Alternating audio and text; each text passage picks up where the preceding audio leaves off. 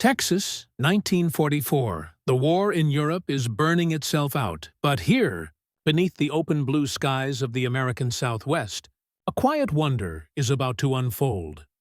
Inside a wooden mess hall ringed with barbed wire, the wives of Nazi officers sit in stunned quiet. They had been captured near the war's end.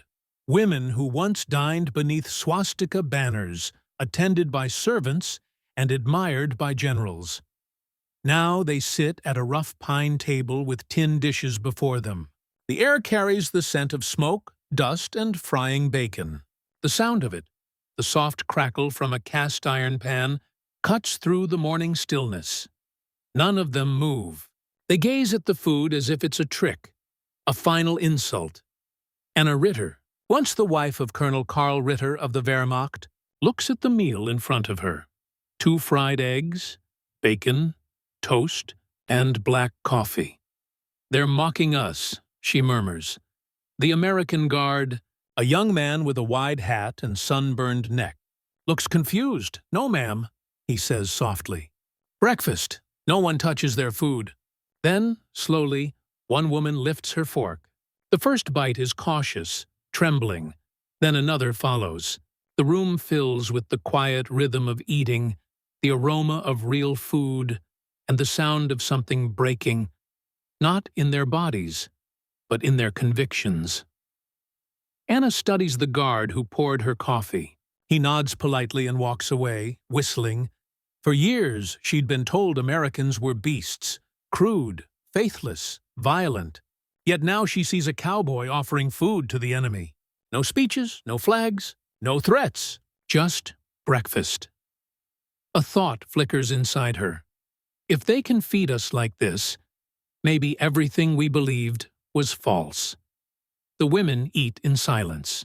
The bacon tastes of smoke, salt, and something unfamiliar: dignity. Outside, the camp flag stirs in the warm wind. The sun climbs higher over the Texas plains, and somewhere between hate and hunger, the first wall begins to collapse. That morning, in a camp built for captives, something remarkable happens. For the first time, these women, raised in privilege, realize the war for their souls may already be lost.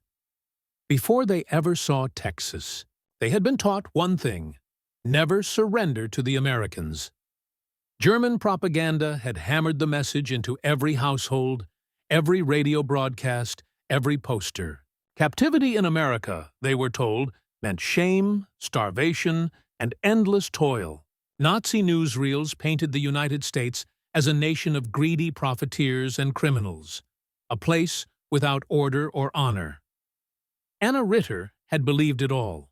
Her husband, Karl, a decorated colonel, once warned, "If the Americans ever catch you, they'll put you in chains." When she was taken during the chaotic retreat, his words echoed in her mind like a curse.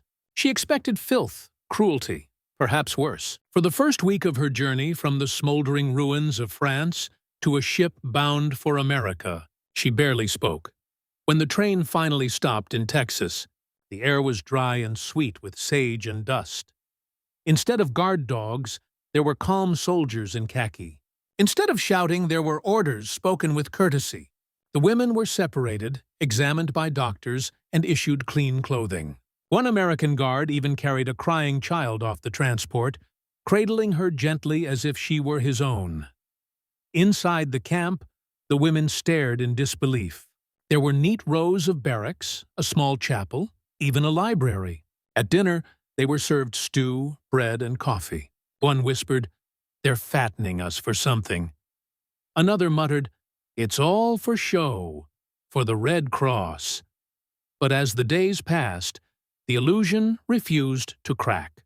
The Americans didn't beat them. They didn't degrade them. They didn't even speak to them with scorn. The guards were mostly young men from farms and small towns, courteous, tanned, sometimes even bored. They tipped their hats and said, "Ma'am," even to the wives of Nazis. The confusion gnawed at Anna. She wanted to hate them. She had been trained to, but hate requires fuel. And here in the middle of nowhere, surrounded by open skis and strange kindness, the fire inside her was dying. At night, she wrote in her diary, "If this is their vengeance, it is worse than violence. It makes me feel small. It makes me feel human." By the end of her first week, fear had transformed into something she didn't yet have words for: doubt. And in a mind-raised uncertainty, doubt was the beginning of collapse. By 1944, over 410 Axis prisoners of war were held across the United States, spread across more than 700 camps from Maine to California. Texas alone held over 70,000, thanks to its vast land, mild winters, and existing ranch infrastructure. It was here that German soldiers, U-boat crews, and even women captured during evacuations were housed under strict Geneva Convention rules. The American system was efficient, methodical, and surprisingly humane. Each camp ran like a small town. There were barracks, mess, gardens, infirmaries, and work rotations. Every prisoner received 3 full meals a day, medical attention, and even pay in the form of coupons they could spend on small comforts. To the prisoners, it was unthinkable, not because it was cruel, but because it was civilized. For Anna Ritter and the other women, this civility was more terrifying than any punishment. They had lived in a world where power meant domination. Yet they saw guards who treated them not as prisoners, but as people who had simply lost a war. The cowboys turned soldiers fascinated them. They moved with relaxed confidence, joked freely, and carried themselves with quiet pride. They seemed to have no fear of anyone, not their officers, not their prisoners, not even of losing face. It was a kind of freedom Anna had never seen in Germany, where every smile was measured and every word carried risk. One afternoon, she watched a young guard share his lunch with a stray dog that wandered near the fence. She turned to another woman and said, "They feed animals better than we fed our wounded." It wasn't bitterness, it was awe. The Americans' moral order was built not on fear, but on fairness. And that difference cut deeper than any weapon. Behind this generosity was a logistical marvel. Factories thousands of miles away were producing not only tanks and planes, but also the spoons, trays, beds, and uniforms that sustained the P system. America wasn't just fighting with bombs, so it was fighting with abundance. Every can of beans, every bar of soap was proof that the U.S. could wage war and still uphold its values. For the Nazi wives, this was the most humiliating truth of all. They had believed they came from the master race, yet here they were dependent on their enemy's kindness to survive. That night, Anna wrote again in her journal, "They conquer not through cruelty, but through competence. Their order is not fear, it is faith." The women soon learned that Texas was not like anything they had imagined. The land was harsh and beautiful, endless sky, golden dust, and the scent of mesquite wood that clung to every breath. But what shocked them most wasn't the landscape. It was the people who guarded them. The Americans called them cowboys, and to the German women, that word meant chaos, lawless men, rough and uncultured. Yet the reality was different. These cowboys carried themselves with a quiet confidence that needed no shouting, no symbols, no uniforms adorned with eagles. They held doors open, said, "Yes, ma'am," and smiled even at their enemies. To women raised on Nazi doctrine, this politeness was infuriating. Now Ritter despised the way one guard, Private Carter, always tipped his hat and said good morning. "They are mocking us," she told another woman. "They act as if we are equals." But one afternoon, when Carter greeted her again with a warm, simple nod, she snapped, "Stop pretending to respect us," she shouted. "You think we don't see your pity?" Carter froze, taken aback. Then, in a calm, steady voice, he said, "Ma'am, I don't pity you. I just don't hate you." The words hung in the air. No one spoke. Anna turned away, furious. But something inside her cracked. She had spent years surrounded by men who demanded obedience and worship. This man offered neither. He offered humanity. Later that night, she sat outside the barracks, staring at the stars that seemed impossibly bright over Texas. For the first time in years, she thought about what honor really meant. Back home, it had meant pride, loyalty, victory. Here it seemed to mean something smaller and stronger. The women began to notice other things, too. The guards joked with one another, shared cigarettes, and treated even the lowest-ranked man as part of a family. There were no titles, no ranks among them. Everyone earned respect the same way by working hard and treating others decently. One German woman murmured, "They don't need orders to act with dignity." Another replied quietly, "That's what makes them dangerous." The Cowboy Code, as the Americans called it, was built on self-respect, honesty, and mercy. It didn't fit into any ideology the women knew because it wasn't built for control. It was built for life. And though they didn't realize it yet, that simple code would become the quiet weapon that would break their indoctrination forever. The camp woke early that morning, there cool and still under the wide Texas sky. In the mess hall, the smell of wood smoke drifted through the windows. It wasn't the usual oatmeal or ration stew. Something richer was cooking, something the women hadn't smelled in years. The source was the camp cook, a broad-shouldered rancher everyone called Big Jack. He was not a soldier, but a local hired to feed both guards and prisoners. His apron was stained, his boots dusty, his voice loud enough to shake the rafters. He believed in one thing above all: if you feed a person right, they'll remember you forever. That day, he decided to serve the PS a proper Texan breakfast: bacon, eggs, toast, and black coffee. To him, it was hospitality. To the women, it was unthinkable. When they entered the hall and saw the plates lined up, some froze in place.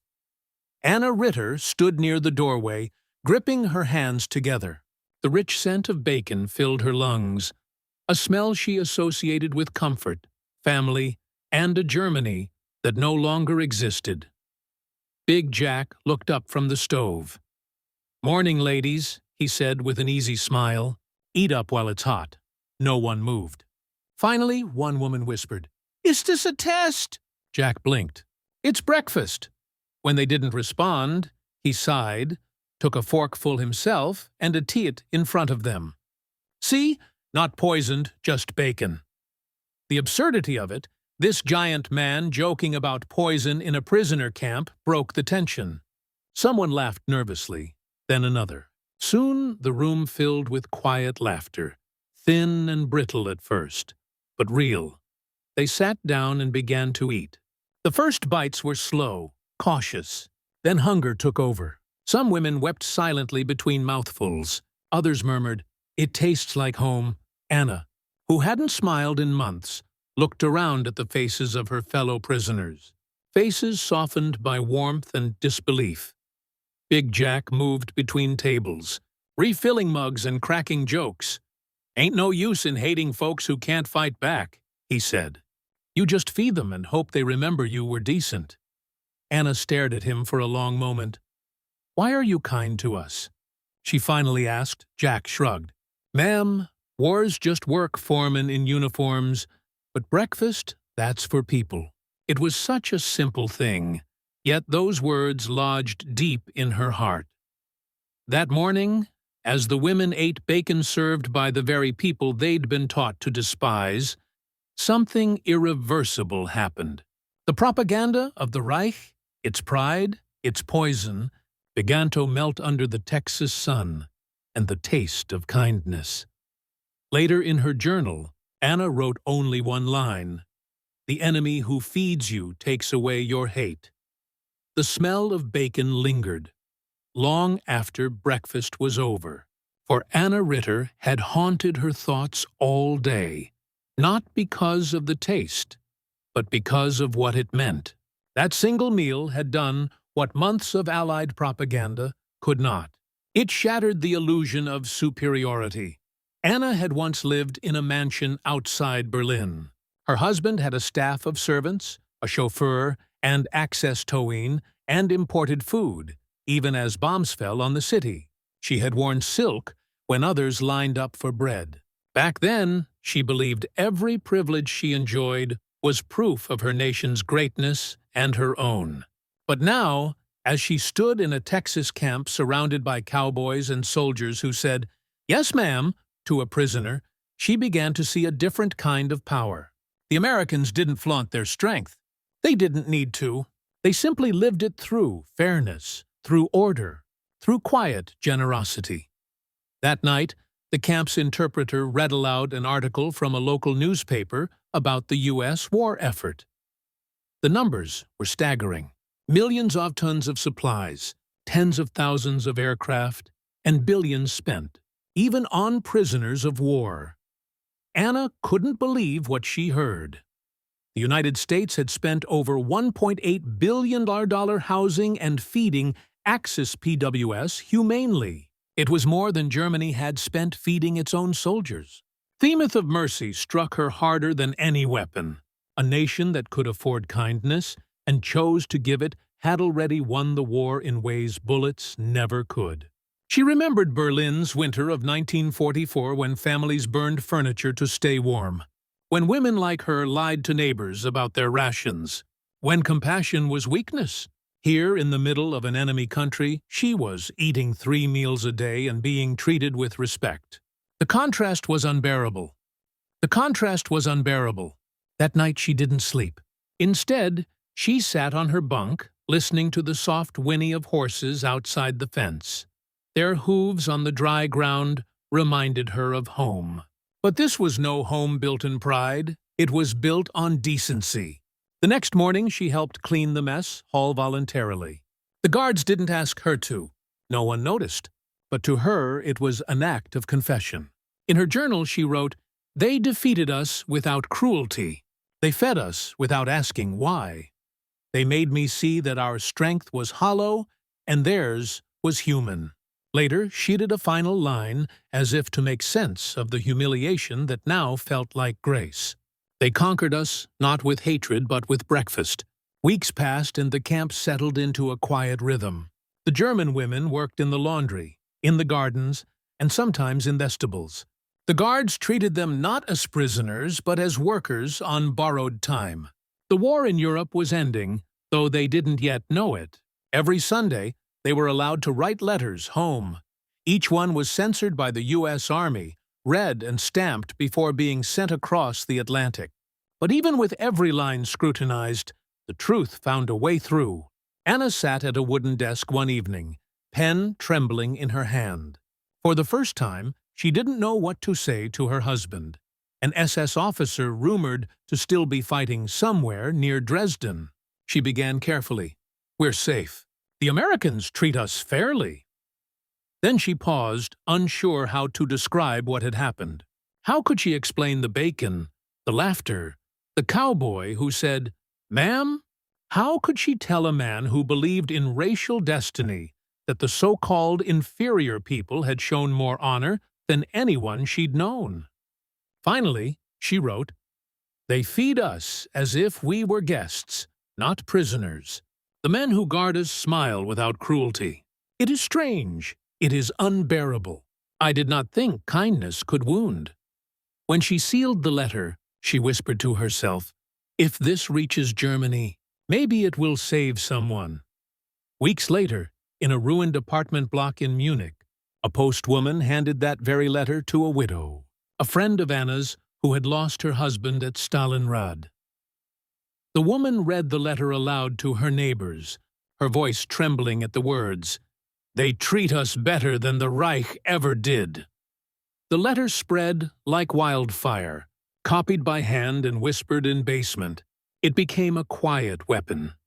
Truth sent in an envelope instead of a bullet. Inside the Texas camp, Anna and the other women never knew how far their words traveled, but they noticed small changes in the guards. The cowboys began to linger longer after their shifts, talking with the women about horses, music, and home. One evening, Private Carter taught them how to whistle like a ranchers. "You curl your tongue," he said, "and you let the air do the work." The women laughed when they failed, and he laughed with them. For the first time since the war began, Anna felt like a human being. Not a wife, not a prisoner, not a symbol, just a person. And somewhere deep down, she realized that every word she'd written home might be doing more to rebuild Germany than any victory ever could.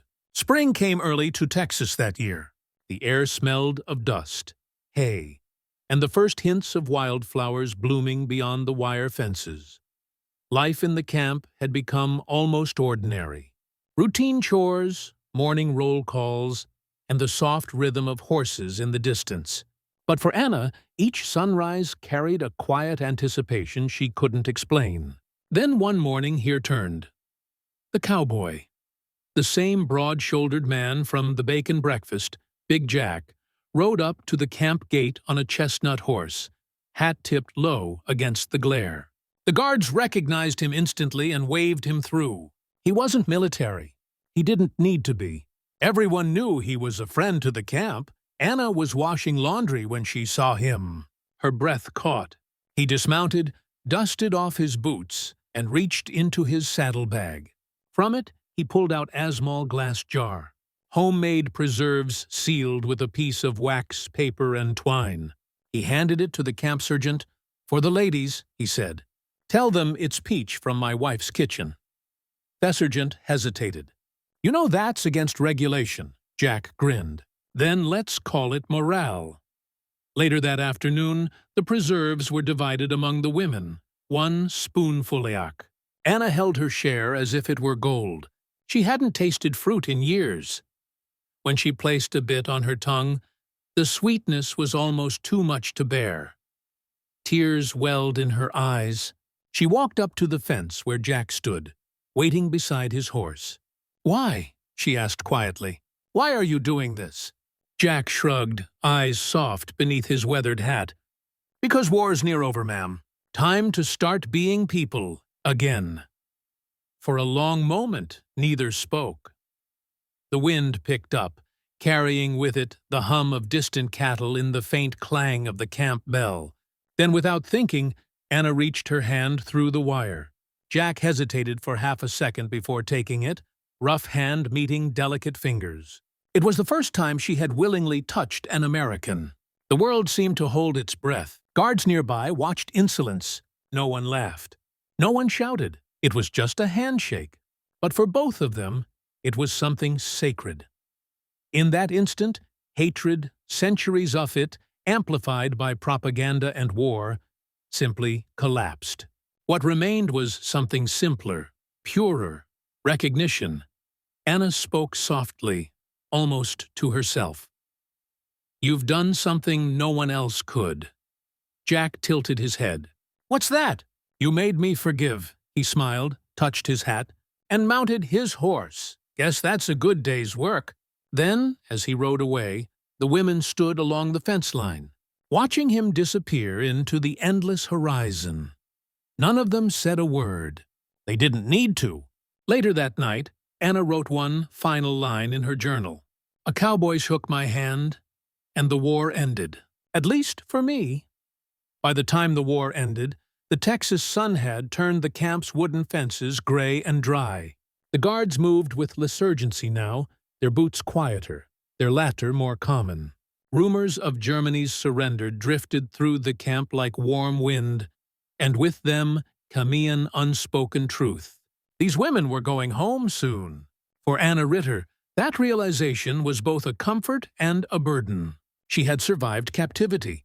She'd eaten well, slept safely, and even smiled again.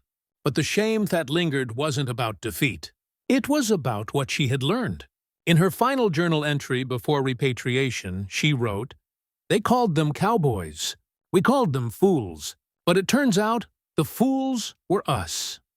She remembered the first day she arrived, terrified, bitter, clinging to the idea that the Reich still stood for order and greatness. And then she remembered bacon, laughter, and a handshake through barbed wire. Damn me! Those moments had taught her what years of ideology had buried. That power without mercy is hollow, and dignity without compassion is just pride. When the day of departure came, the women were gathered near the gate. Trucks waited to take them to the port. Anna looked back at the camp, at the stables, the kitchen, the yard where they'd sung Christmas songs with the guards.